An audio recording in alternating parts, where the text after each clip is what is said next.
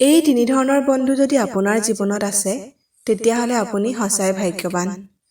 যিজন বন্ধুৰ কথাই আপোনাৰ জ্ঞান বৃদ্ধি কৰে, যিজন বন্ধুৱে আপোনাৰ ভুলটোক ভুল আৰু শুদ্ধটোক শুদ্ধ বুলি মাত দিয়ে, যিজন বন্ধু আপোনাৰ কাষত সুখে দুখে ছাঁৰ দৰে থাকে। সম্পৰ্ক আচলতে তেজৰ বান্ধোনৰ দ্বাৰা তৈয়াৰ নহয়। সম্পৰ্ক এটা তৈয়াৰ হয় অনুভূতিৰ দ্বাৰা। য'ত অনুভূতিৰ বান্ধোন থাকে তাত আঁতৰৰ ব্যক্তিও আপোন হয়, আৰু য'ত অনুভূতিৰ বান্ধোন নাই তাত আপোনো পৰ হৈ পৰে। কামনা আৰু প্ৰেম দুয়োটা সম্পূৰ্ণ বেলেগ বেলেগ। কামনা হ'ল প্ৰবল সাময়িক উত্তেজনা মাত্ৰ, আৰু প্ৰেম হ'ল ধীৰ প্ৰশান্ত আৰু চিৰসেউজ। আনে দিয়া আঘাতক আশীৰ্বাদৰ দৰে মনৰ ভিতৰত ঠাই দিয়ক। সেই প্ৰতিটো আঘাতক উত্তৰ দিবলৈ সঠিক কষ্ট কৰক। দেখিব আপোনাৰ সফলতা নিশ্চিত। এই পৃথিৱীত নিজকে সুখী কৰি ৰখাৰ 7টা নিয়ম। মায়া ত্যাগ কৰক। অতিৰিক্ত আশা কৰা বাদ দিয়ক। টকা কিদৰে ঘটিব পাৰি তাৰ চিন্তা কৰক। নিজকে পৰ্যাপ্ত সময় দিয়ক। অতিৰিক্ত চিন্তা কৰা বাদ দি হাঁহি ফূৰ্তি কৰি থাকক।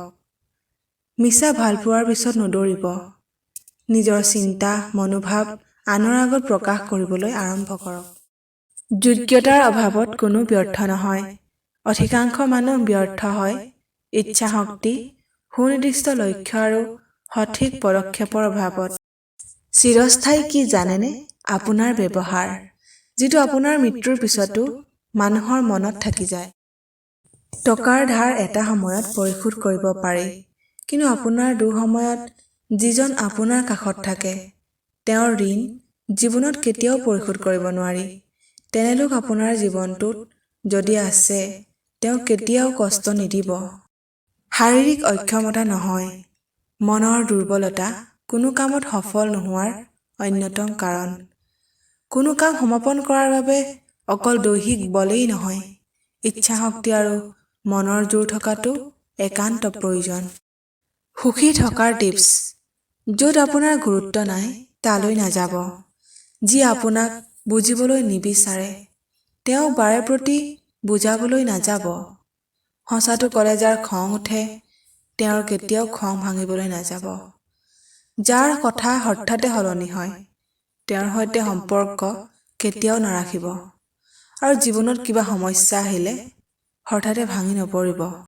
কিছুমান মানুহে আপোনাক কেতিয়াও পচন্দ নকৰে, কাৰণ আপোনাৰ মেধাশক্তি, সততা, সাহস, উদ্দীপনা, কৰ্মশক্তি, জনপ্ৰিয়তা, উন্নতি দেখি সেইসকলৰ শৰীৰটো দহি যায় আৰু ভিতৰৰ বেয়া ৰূপটো জাগি উঠে। সেইসকলৰ মাজত থকা পশু স্বভাৱটো আৰু হিংস্ৰ হৈ উঠে। আপুনি সেইসকলক আপোনাৰ চাৰিওফালে পাব, যিসকলে প্ৰতি সময়তে আপোনাৰ বেয়াটো কৰিবলৈ বিচাৰিব, আপোনাক দুৰ্বল কৰিবলৈ বিভিন্ন কথা ক'ব। কিন্তু আপুনি প্ৰতি সময়তে সেইবোৰ কথাৰ পৰা আঁতৰি থাকিব লাগিব, পজিটিভ হৈ থাকিব লাগিব। তেতিয়াহে আপুনি সফল হ'ব পাৰিব।